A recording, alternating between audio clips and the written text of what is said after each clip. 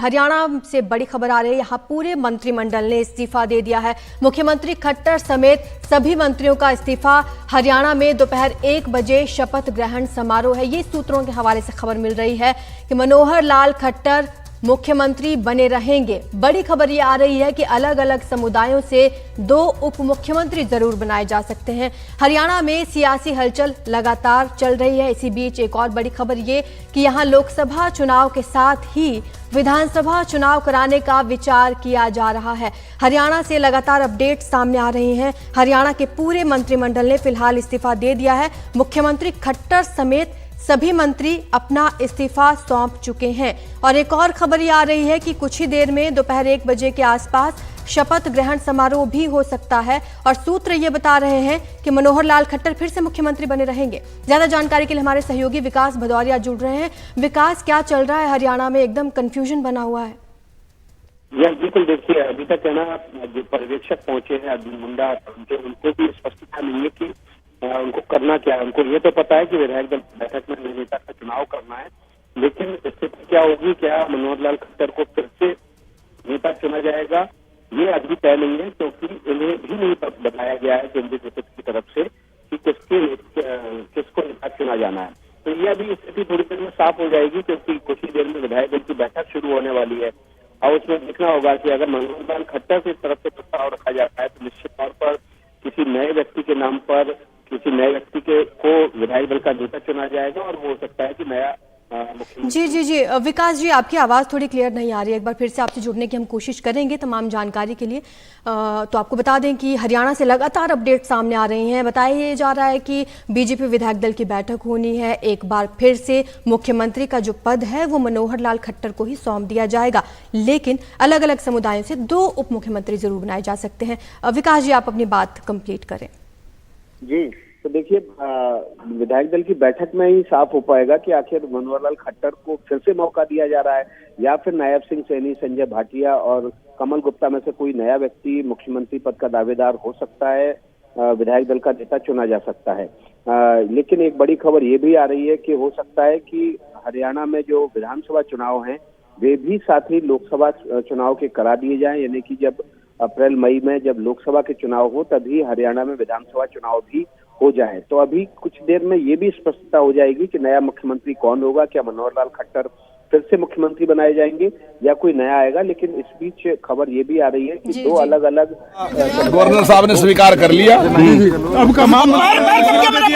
दोबारा शब्द कब ले रहे हैं सर? दोबारा शब्द देखिए, उसके बारे में नहीं मैं बता सकता हूँ। तो उसके बारे में तो गवर्नर साहब बताएंगे कब वो मंत्री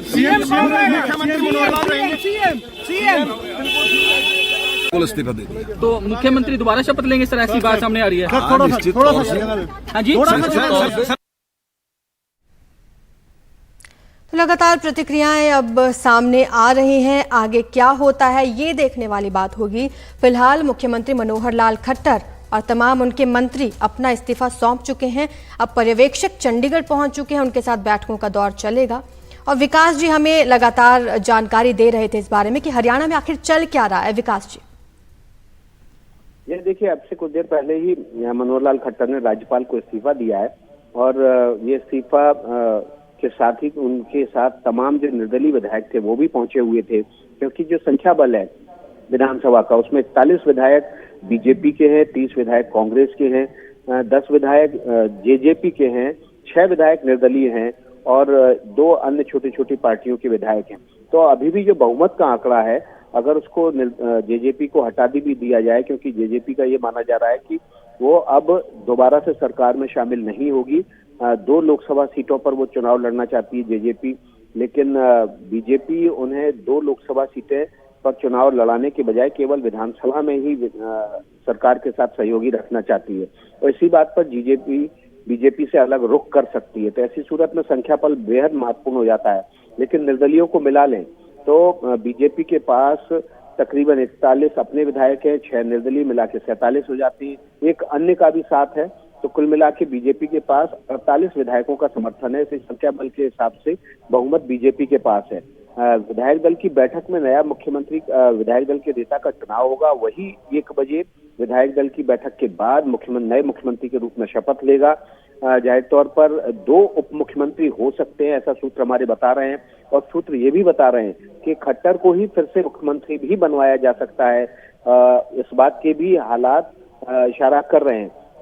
लेकिन नया मुख्यमंत्री होगा, अभी तक जो हमारे सूत्र बता रहे थे उसके आसार ज्यादा हैं। किसी नए व्यक्ति को विधायक दल का नेता चुना जाए, उसमें संजय भाटिया का नाम सबसे आगे चल रहा है। नायब सिंह सैनी के अलावा खट्टर सरकार में मंत्री कमल गुप्ता, जो कि हिसार से विधायक हैं, उनका नाम भी चल रहा है। तो ये बेहद दिलचस्प है देखना कि अब से आधे घंटे बाद क्या स्वरूप उभर कर आएगा। हरियाणा में नया मुख्यमंत्री होगा या खट्टर ही फिर से मुख्यमंत्री चुने जाएंगे। जी बिल्कुल, अभी हरियाणा विधानसभा का जो गणित है वो भी हम अपने दर्शकों को ग्राफिक्स के माध्यम से समझा रहे हैं। सीटें हैं कुल विधानसभा 90, बहुमत 46 सीटों पे बहुमत माना जाता है। बीजेपी के पास कुल 41 सीटें हैं, कांग्रेस फिलहाल 30 सीटों पर है, जेजेपी के पास 10 सीटें हैं और निर्दलीय के पास 7 सीटें हैं। ऐसे में अब हरियाणा से लगातार नई नई अपडेट सामने आ रही हैं। मुख्यमंत्री मनोहर लाल खट्टर इस्तीफा सौंप चुके हैं अपने तमाम मंत्रियों के साथ। अब आगे विधायक दल की बैठक होनी है, उसमें किसे अपना मुख्यमंत्री चुना जाता है, क्या फिर से मनोहर लाल खट्टर को ही ये पद मिलता है? और कहा यह भी जा रहा है कि जो 2 उप मुख्यमंत्री होंगे अलग अलग समुदाय से, तो कहीं ना कहीं ये बीजेपी की रणनीति का हिस्सा भी हो सकता है लोकसभा चुनाव के मद्देनजर। अब देखने वाली बात होगी कि आगे अब क्या अपडेट हरियाणा से निकलकर सामने आता है। फिलहाल जो 2 नाम बार बार सामने आ रहे हैं उनमें एक हैं नायब सैनी और दूसरे हैं संजय भाटिया। अब इनके नाम क्यों आगे रेस में है, ये भी बड़ी दिलचस्प बात है कि अलग अलग समुदाय से ये दोनों ही आते हैं। लेकिन मुख्यमंत्री पद अब एमएल खट्टर का ही रहेगा या फिर कोई और मुख्यमंत्री का चेहरा होगा, ये अब देखने वाली बात होगी, क्योंकि कुछ ही देर में एक महत्वपूर्ण बैठक होने वाली है। पर्यवेक्षक चंडीगढ़ पहुंच चुके हैं, बैठकों का दौर अब शुरू हो रहा है।